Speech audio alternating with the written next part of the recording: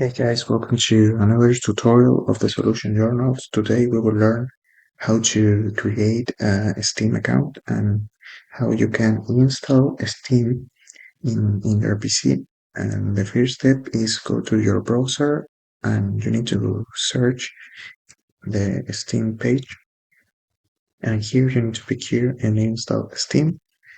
And in this part, you need to pick here in install Steam. You can pick here in the green button or in the blue button where you can install Steam for Windows. And after that, Steam, Steam is download in your Steam will download in your PC. And after that, the only thing you need to do is found the Steam app and you can open this app in your PC.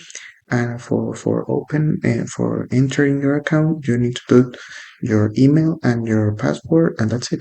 You create you can download the Steam application. So this is the process. I hope this tutorial was helpful for you. Follow us for more content.